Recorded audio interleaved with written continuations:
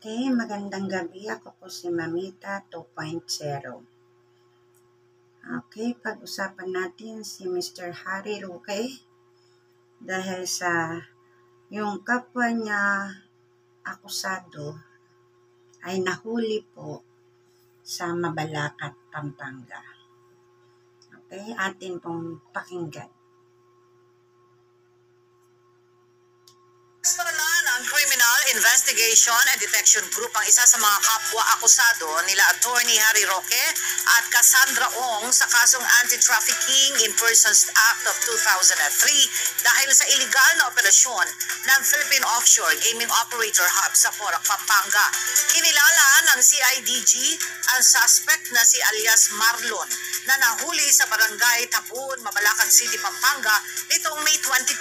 Si Marlon ang operation officer ng security agency na nagbabantay sa Lucky South 99 kung saang nagganap ang trafficking. Wanted din ito dahil sa 10 counts ng qualified trafficking in persons kung saan walang inirekomendang piyansa ang korte. Samantala, nagbabala si CIDG Director Police Major General Nicolas Torre III sa iba pang mga akusado na sumuko na lamang dahil 24/7 na kumikilos ang kanilang binuon tracker team. Okay. So, pinasusuko na po sila ni General Torre po ng CIDG. Although si Mr. Roque ay nasa dahig po, alam naman natin yon kasi premi siya nagbibideo na kung saan naroroon siya. Andun siya sa dahig kung saan nakakulong po ang dating Pangulong Rodrigo Roa Duterte. Okay? At ayon sa balita, pinakakansila na po ang kanyang pasaporte. Okay? At the same time, ito, may babasahin lang ako sa inyo, no? Ito. Kinumpirma ng Department of Justice, DOJ, na naghahanda na itong humingi ng tulong sa Interpol para maglabas ng red notice labang kay Attorney Harry Roque. Okay, ayon sa DOJ Under Secretary Nicolas T. Okay? Inaasahan na isusumitin nila ang aplikasyon sa mga susunod na linggo. Ito ay post ng 1PH. Okay? Yun po, umiikot na po ang ating CIDG para hanapin yung iba pang mga akusado na kasama dito si Cassandra Leong. Sila po ay 51, kung hindi ako nagkakamali, kasama si Mr. Harry Roque.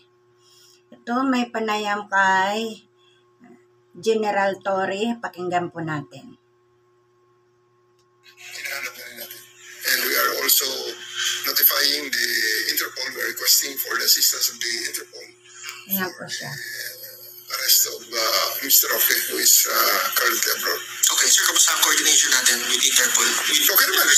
We are a member country. We are a very active member country of the Interpol. And we are rendering them cooperation. So, we do believe na ganoon din ang ibibigay sa atin ng Interpol na assistance sa atin ng mga pangangailangan. Anong commitment nila, sir? Anong sabi? Wala pa naman silang commitment na binibigay. Okay? So, ano pa na tayo sa pagdodocument ng lahat ng ito at nag-request pa lang tayo ng assistance for a red notice to be issued against Mr. Roque. Okay, thank you, sir. Thank you, sir. Sa iba pang mga akusado dyan, hinahanap. Okay. Nananawagan si General Torre na ang lahat ng mga akusado na kasamahan po ng Harry Roque, no? Siya po ay nasa dahig, Netherlands, at the same time yung iba hindi alam kung nasaan. Kasama dyan si Cassandra Leong at iba pa. At sana makipag-coordinate na lang po kayo para maging maayos na. Dinadaan naman po kayo sa maayos na proseso, sana sundin natin ang batas. Hindi ba po, Mr. Harry Roque. Okay? At makipagtulungan po para maging maayos ang ating bansa at the same time tulungan natin ang ating mahal na Pangulong Marcos. Okay? Sabi nga niya, tama na yung gulo, ayaw niya raw ng gulo, gusto niya magtrabaho para sa ating bansa at saka sa mga mamamayang Pilipino. At sana makipag-cooperate ang lahat, no, para hindi na tayo magtagal. Okay? Yun lang po. At sana ay mag-subscribe at i-share ang ating video. Bye!